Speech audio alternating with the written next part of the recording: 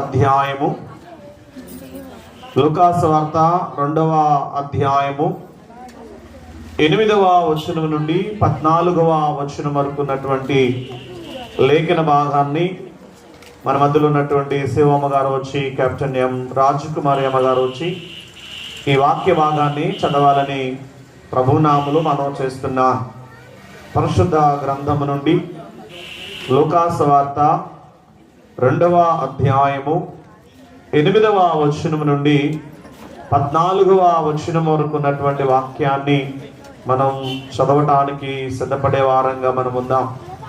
అందరూ మౌనంగా ఉందాం. ఎవరు మాట్లాడటానికి ప్రయత్నం చేయవద్దని మరొకసారి మీకు తెలియచేస్తూ ఉన్నా. హల్లెలూయా.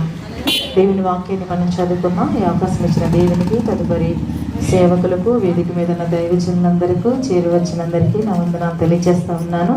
వాక్యాన్ని చదువుకుందాం. పరిశుద్ధ గ్రంథం నుంచి లూకాసు వార్త 2వ అధ్యాయము 8 నుండి 14 వరకు. ఆ దేశంలో కొందరు గొర్రెల కాపరులు పొలములో ఉండి రాత్రి వేళ తమ మందను కాచుకుంటుండగా ప్రభువు దూత వారి వద్దకు వచ్చి నిలిచెదరని వారితో చెప్పాను. వెంటనే పరలోక సైన్య సమూహము ఆ దూతతో కూడా నుండి సర్వోన్నతమైన స్థలములలో దేవునికి మహిమయు, ఆయనకిష్టులైన మనుషులకు భూమి మీద సమాధానమును కలుగును గాక అని దేవుని స్తోత్రము చేయుచుండెను. దేవుడి పరిశుద్ధ వాక్యం ద్వారా మనల్ని దీవించును గాక. ఆమేన్. ఈ సమయంలో మన మధ్యలో వేదిక మీద ముగ్గురు దైవజనులు ఉన్నారు.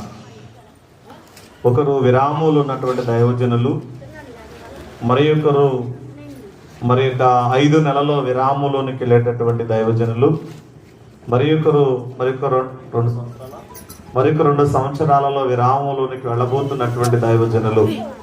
ముగ్గురు కూడా దండులు, చాలా గంభీరంగా మాట్లాడగలిగినటువంటి అనుభవం కలిగినటువంటి వారు.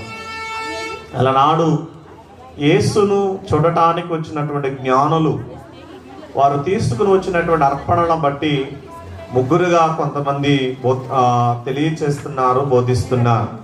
ఏదేమైనా ఈరోజు మన సంఘాన్ని ప్రేమించి మన పిలుపు మేరకు, మన ఆహ్వానం మేరకు ఈ స్థలములో విచ్చేసినటువంటి దైవజనులను మనమందరం కూడా వారు చెప్పే మాటలను వినటానికి సిద్ధపడాలి. వారు చెప్పే మాటలు మనం వినటానికి సిద్ధపడే వారంగా ఉందాం.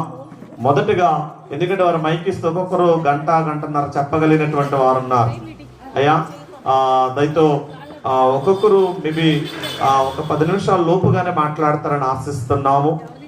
కనుక సాధ్యమైనంత త్వరగా, ఎందుకంటే ఇలాంటి మీటింగ్లో నాలాంటి వాడు వచ్చి మైక్ పట్టుకున్నాడంట. వెనక నుంచి ఒక ఆయన చాలా చక్కగా పరిగెత్తుకుంటూ వచ్చాడంట. ఒక యవనస్తుడు జేబుల నుంచి ఏదో ఒక పేపర్ తీసాడంట. అయ్యగారు అనుకున్నాడంట, ఇంక నేను ఎక్కువ సమయం చెప్పలేమో అని ఆశతో ఆ పేపర్ ఓపెన్ చేసి చూస్తే ఆ పేపర్లో రాయబడిందంట, త్వరగా ముగించువారు ధన్యులు, వారు మరలా త్వరగా ముగించువారు ధన్యులు, వారు మరలా పిలవబడుదురు అనేటువంటి మాట ఉందండి. ఇంకేం మాట్లాడతాడు ఆయన? కనుక దైవజనులు చాలా, ఎందుకంటే మేజర్ విజయ్ కుమార్ అయ్య గారి యొక్క పరిచర్య మీరు చూచారు, మేజర్ బాబురావు గారి యొక్క పరిచర్య మీరు చూచారు, మేజర్ తెర రాజయ్య గారి యొక్క పరిచర్య మీరు చూచారు. దేవుడు వారిని ఆశీర్వదిస్తూ తీసుకెళ్తున్నాడు. ఈ ఆత్మీయ ప్రయాణంలో, ఈ సేవా జీవితంలో వారు వెళుతున్నటువంటి స్థలాలలో దేవుడు వారికి తోడుకుంటున్నాడు. సేవ అనేది ఒక ఛాలెంజ్తో కూడుకున్నటువంటిది. సేవ పరిచర్య అనేటటువంటిది నేటి దినాల్లో సవాళ్ళతో కూడుకున్నటువంటిది. ఆ సవాళ్ళ మధ్యలో నుంచి విజయ పతాకముతో ముందుకు వెళుతూ, విజయ వీరుడైన క్రీస్తును ప్రకటన చేస్తూ ముందుకు వెళ్ళటానికి దేవుడు వారికి తోడుగా ఉన్నాడు. దేవుడు వారిని బలపరుస్తూ ఉన్నారు. మన మధ్యలో మొదటిగా మేజర్ తెర రాజయ్య గారు ఉన్నారు.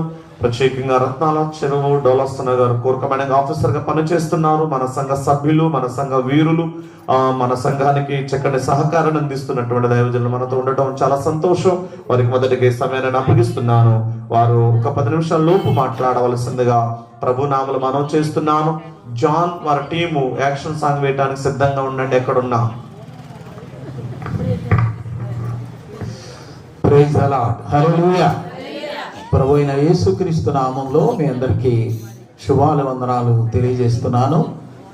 2025వ సంవత్సరం మరి ప్రారంభంలో మనం అనుకుని ఉండవచ్చు ఇది ఏ విధంగా ఉంటుంది, ఎలా వెళతాము, ముందుకు వెళతాము, ఏమి జరగబోతుంది అనేటువంటి విషయాలు మన మైండ్లో ఉండి ఉంటాయి.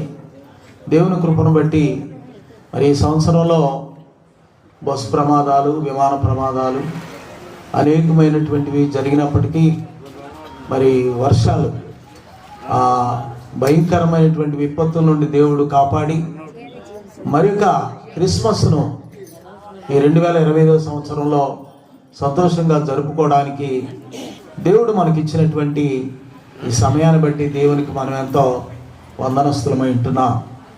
ఇలాగా మరి సుమారు 8 సంవత్సరాల క్రితం నేను ఈ స్థలంలో పనిచేసినప్పుడు మరి ఇంత గొప్ప పని మేము చేయలేకపోయాం. వాస్తవంగా ఇప్పుడున్నటువంటి దైవజనులు, అమ్మగారు, వారు 2 సంఘాల్లో వారు పనిచేస్తూ వీరులను అనేక మంది ఉద్రేకపరుస్తూ మరి వారందరినీ ఏకం చేసి సీలింగ్ వేయడం, ఈ ప్రహరీ గోడ కట్టడం, మరి ఇంకా అవతల కూడా మంచి కార్యక్రమాలు వారు జరిపించారు. అంతేకాదు అయ్యగారు ఈ స్థలంలో మరి త్వరగా ముగించేవారు మరలా పిలవబడుదురని ఒక మాట చెప్పాడు. అయ్యా మీరు పిలిచినా పిలవపోయినా మేము ఇక్కడే ఉండేది. ఎందుకంటే కొంతమంది ఇక్కడ ఉన్నటువంటి మా సహోదరులు దేవమణమ్మ గారు ఇంకా వారి సహకారంతో మేము ఇక్కడ ఉండగలిగాం. మాది ఎక్కడో కృష్ణా జిల్లా, మరి ఎక్కడో చిన్న పల్లెటూరులో ఉన్నటువంటి మమ్మల్ని దేవుడి స్థలానికి తీసుకుని వచ్చాడు. అది దేవుని కృప. మనంతటా మనం ఆలోచన చేయవచ్చు, మనం ఏదో గొప్పగా జీవించాలని, ఎక్కడెక్కడో మనం సిద్ధపడాలి, స్థిరపడాలని మనం అనుకోవచ్చు. హృదయాలోచనలు మనుషుని వశము, చక్కని ప్రత్యుత్తరం ఇచ్చుట యెహోవాకు కలుగును. మన ఆలోచనలన్నీ వ్యర్థం, మన తలంపులు వ్యర్థం.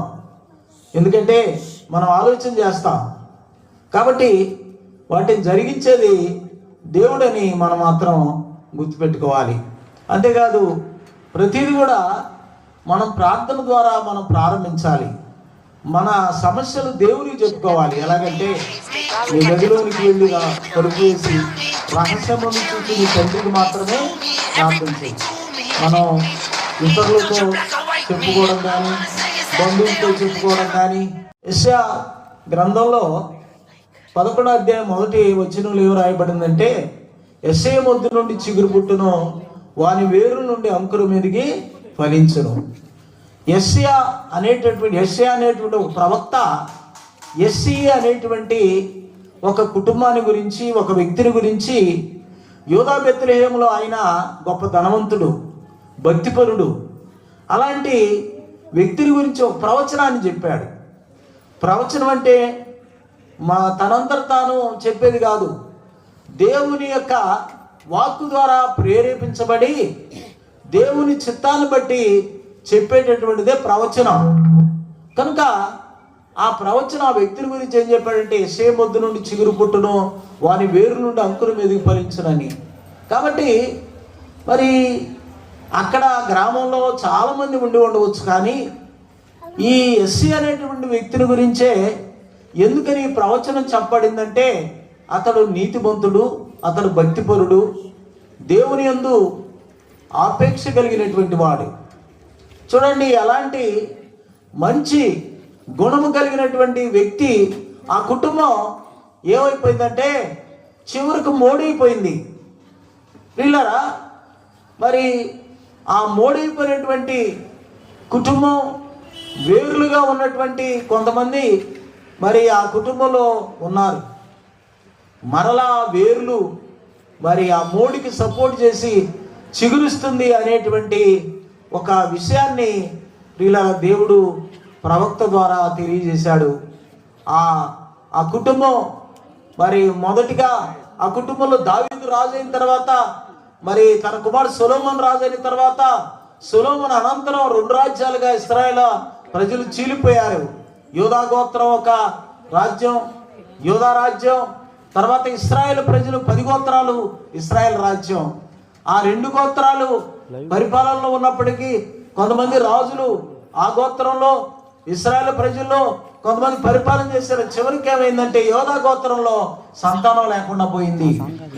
దేవుని వాగ్దానం ఏంటంటే మరి యోధా గోత్రపు సింహం అనేటువంటి ఒక ఆయన వస్తాడు, ఆయన రాజ్య పరిపాలన చేస్తాడు, మరి ఆయన శాంతిస్తాడని సమాధానం ఇస్తాడని మరి దేవుడు వాగ్దానం ఇచ్చాడు. ఆ యోధా గోత్రపు సింహమే ప్రభువైన యేసుక్రీస్తు. ఆ ప్రభువారు ప్రియులరా మనందరి కొరకు యోధా గోత్ర సింహముగా మోడైనటువంటి ఆ కుటుంబం నుండి మరి ఆ యెషయా అనేటువంటి కుటుంబంలో నుండి చివరిగా ఏర్లు మిగిలిపోయినటువంటి మరియమ్మ యోసేపుల ద్వారా పరిశుద్ధాత్మ ద్వారా ప్రారంభం చేయబడి దేవుని సంకల్పంతో మరలా దేవుడు ఆ యేసు ప్రభుని లోకానికి తీసుకుని వచ్చాడు. అంతేకాదు దావీదు జీవించిన కాలంలో ఒక వాగ్దానం ఇచ్చాడు, నీ రాజ్యము నీ సింహాసనము నిత్యము స్థిరపరుస్తానని. ఆ సింహాసనాన్ని రాజ్యాన్ని స్థిరపరచడానికి రాజులందరూ చనిపోయారు, వారి కుటుంబీకులందరూ చనిపోయారు. అయితే యోధా గోత్ర సింహంగా ప్రభువైన యేసుక్రీస్తు ఆ సింహాసనాన్ని అధిష్ఠించి మధ్య ఆకాశంలో ఆయన తీర్పు చేయబోతున్నాడు. ఆ యోధా గోత్ర సింహం మరి ఇది క్రైస్తవ్యం అనేది మార్గము, ఇది ఒక మతము కాదు. ఈ మార్గం ఏంటంటే ఈ లోకాన్ని విడిచిన తర్వాత మనం ఎక్కడికి వెళ్ళాలి, మన ఆత్మ ఎక్కడికి వెళుతుంది, ఒక ఆలోచన ఉండాలి. శరీరం మంటికి వెళ్ళిపోతుంది, ఆత్మ దేవుని దగ్గరికి వెళ్ళిపోతుంది. ఆ దేవుని దగ్గరికి వెళ్ళిపోయేటటువంటి మార్గమే యేసుక్రీస్తు మనకి లోకంలో కలుగు చేశాడు. నేనే మార్గమును సత్యమును జీవమునై ఉన్నానని ప్రభు తెలియజేశాడు. అంతేకాదు శిలువ మరణము ద్వారా ఒక ద్వారాన్ని తెరిచి మన కొరకు ఆయన ప్రియులరా మరి మంచి సమయాన్ని సిద్ధపరిచాడు, మంచి స్థితిని సిద్ధపరిచాడు. ఒక దినాన మనందరం కూడా మార్గం కూడా దేవుని దగ్గరకు వెళతామని, రక్షణ పొంది మారు మనసు పొందిన ప్రతి వ్యక్తి కూడా ప్రతి ఒక్కరు కూడా దేవుని చూస్తారనేటువంటి మరి నిశ్చయతో మనం ముందుకు వెళ్తున్నాం. అలాంటి గొప్ప నిశ్చయత మనకి కలిగి ఉంటున్నాం. కాబట్టి మనందరం కూడా విశ్వాసంతో ఆ ప్రభుని మన హృదయంలో చేర్చుకుందాం. ఒక పల్లవి పాడతాను. సుందర శ్రీ రూపుడా కన్య మేరీ పుత్రుడా అందుకోవయ్యా పెద్దములరా మేమి కృతజ్ఞులు. సుందర శ్రీ రూపుడా కన్య మేరీ పుత్రుడా.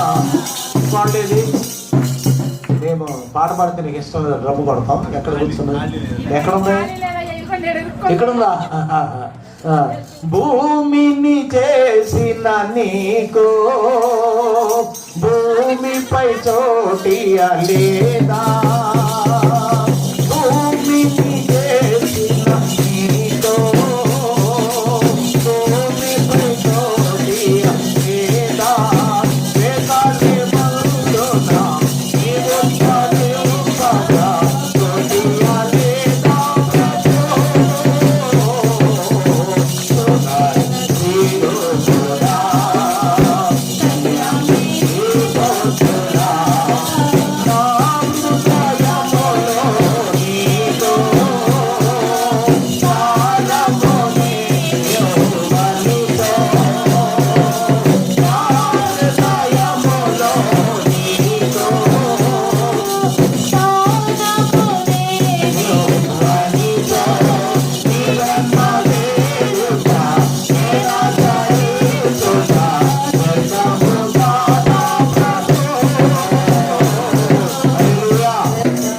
హృదయంలో ఆయనకి చోటు ఇవ్వకపోతే ఈ జరిగించేటువంటి కార్యక్రమాలు పండుగలన్నీ వ్యర్థం.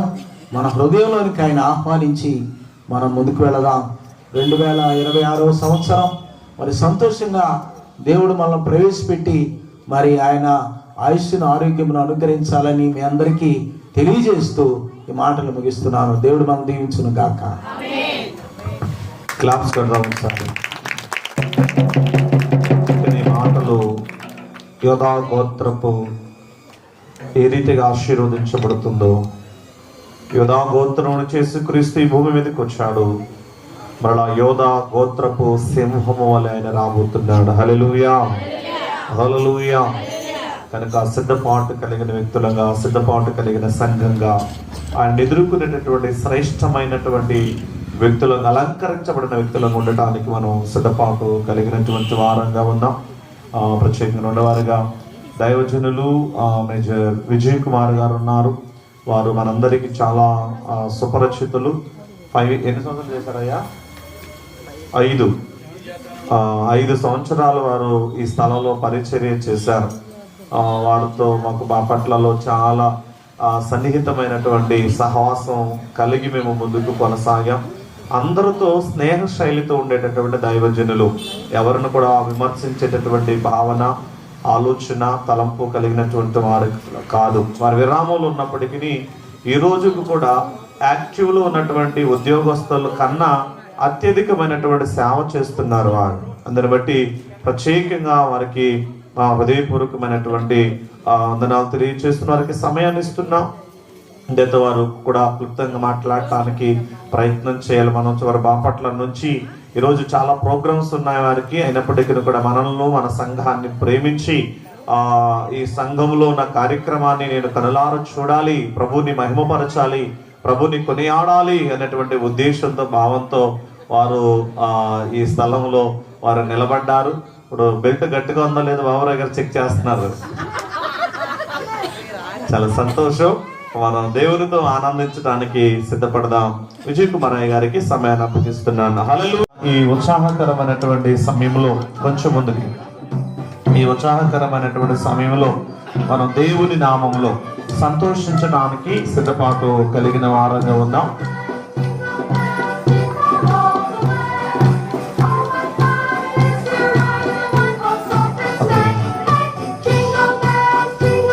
సేవకులందరూ లేచి నిలబడదాం. సేవకులు అమ్మగారు కూడా వేదిక మీదకి రావాలని మనం చేస్తూ ఉన్నాను. సేవకులు కేక్ కటింగ్ కార్యక్రమాన్ని చేయబోతున్నారు. దేవుడు తన మహాకృప, దేవుడు తన ప్రణాళికలో మనమందరం కూడా ఆనందించడానికి గొప్ప అవకాశాలు దయచేశాడు. కనుక దేవునితో మనం సంతోషించే వారంగా ఉన్నాం.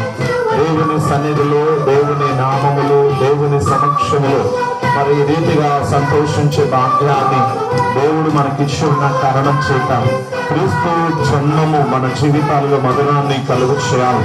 క్రీస్తు జన్మము మన జీవితాల్లో సంతోషాన్ని కలుగు చేయాలి.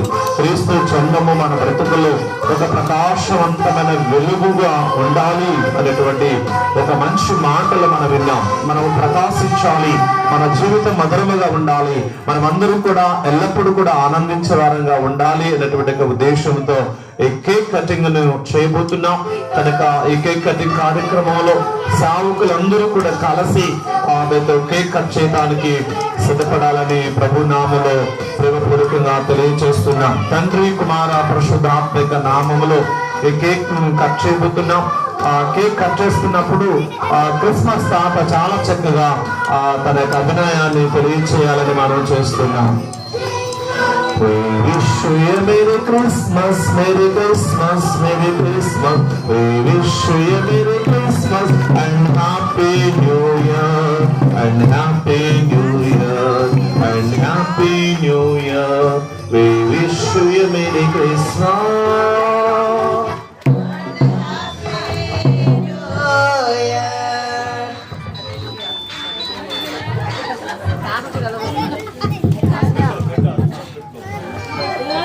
అందరు చలికి చప్పట్లు కొట్టకుండా చేతులు ముడుచుకున్నారు. బాగా గట్టి చప్పట్లు కొట్టాలి. సంతోషంగా ఉన్నారు, చప్పట్లు కొట్టండి గట్టిగా, ఇంకా గట్టిగా. చేతులు ఉన్న వాళ్ళందరూ చప్పట్లు కొట్టాలి. చేతులు ఉన్న వాళ్ళందరూ చప్పట్లు కొట్టాలి.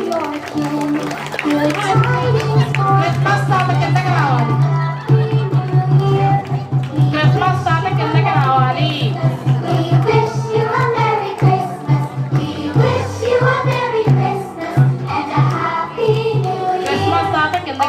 మీ అందరికీ ఉంది. కేక్ వెళ్ళి కంగారు పడద్దు. ఈ సమయంలో మనమందరం కూడా సంతోషంగా ప్రార్థన చేసుకున్నాం. తెల్లవంచండి విజయ్ కుమార్ గారు ప్రార్థన చేయవలసిందిగా ప్రేమపూర్వకంగా మనం చేస్తున్నాం.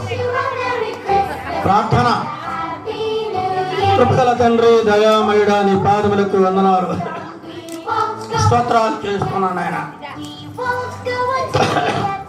ప్రార్థన కృపా సత్య సంపూర్ణుడా నీకే వందనాలు నాయన. ఈ యొక్క కార్యక్రమం చక్కగా గౌరవంగా మర్యాద జరిగేసినందుకు వందనాలు. దైవజనులతో మీరు ఉండండి ప్రభా. జరగనే ఉన్న క్రిస్మస్ వేడుకల్లో ఇంకా చక్కగా మరి మిమ్మల్ని మహిమపరిచినట్లుగా ఆ క్రిస్మస్ ఆరాధన జరుపుకోవడానికి కృప చూపి నడిపించి నీకున్న సంఘ కాపరిని అమ్మగారిని సంఘ పెద్దలు చూపించగలని చేస్తున్నాను బట్టి వచ్చున్నాను మా తండ్రి. కేక్ బాగా తినేసినట్టున్నాడు, దగ్గర తగ్గుతున్నాడు బాగా. దేవుడు విజయ్ కుమార్ గారిని దీవించును గాక. సేవకులందరూ క్రింద కూర్చుందాం. దాంతో జాన్ అండ్ టీమ్ వారు వచ్చి